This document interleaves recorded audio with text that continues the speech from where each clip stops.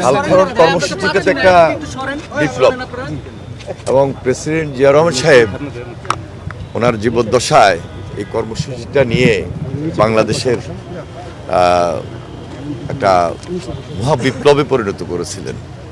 তো দীর্ঘদিন থেকে আমরা দেশবাসী ভুক্তভোগী যে খাল খননও নাই এবং এই যে পানি জলাবদ্ধতা অথবা জলাশয়ে কোনো পানি নাই, সেচের ব্যবস্থা নাই, সব কিছু থেকে দেশবাসী আমরা বঞ্চিত।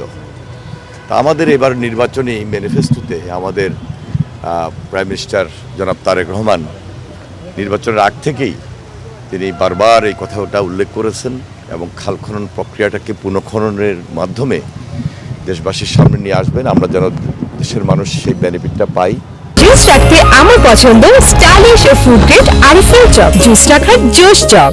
আজকে আমরা মিটিং করেছি, সিদ্ধান্ত হয়েছে 4টা মন্ত্রণালয়ে আমরা বসে, বিশেষ করে পানি সম্পদ মন্ত্রণালয়, স্থানীয় সরকার মন্ত্রণালয়, কৃষি মন্ত্রণালয় এবং দুর্যোগ ব্যবস্থাপনা মন্ত্রণালয় সহ আমরা এই 4টা মন্ত্রণালয়ে বসবো, আলোচনা করব এবং পরবর্তী সপ্তাহে সিদ্ধান্ত হবে। সিদ্ধান্ত অনুযায়ী আমরা কিভাবে খাল খনন এই প্রক্রিয়াটা একটা কর্মসূচি এবং বিপ্লব আকারে নিয়ে এই আন্দোলনটাকে সাকসেস করতে পারি, সেই সমূহ সিদ্ধান্ত আমরা পৌঁছাবো এবং আমাদের কার্যক্রম 180 দিন যেটা, সেই কার্যক্রম আমাদের শুরু হবে। আমরা শুরু করব এবং ম্যাক্সিমামটা করার চেষ্টা করবো 180 দিনের মধ্যে দৃশ্যমান হবে। খুব সহজ হয়, 1 সপ্তাহের মধ্যে আমরা সিদ্ধান্ত নেব কবে থেকে শুরু করব। আমরা এখনো ওই ধরনের কোনো সিদ্ধান্ত নেই। 4টা মন্ত্রণালয়ে বসবো, বসে আমরা কবে নাগাদ সিদ্ধান্ত নিয়ে শুরু করব সেটা আমরা জানাচ্ছি। সারা বাংলাদেশে আমাদের কিছু চলমান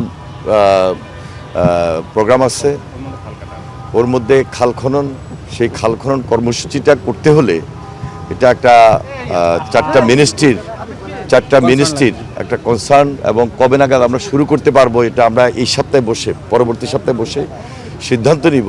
এবং সিদ্ধান্তটা খুবই গুরুত্বপূর্ণ এই কারণে যে এই কাজটা আমাদেরকে 180 দিনের মধ্যে শুরু এবং ম্যাক্সিমামটা করতে হবে।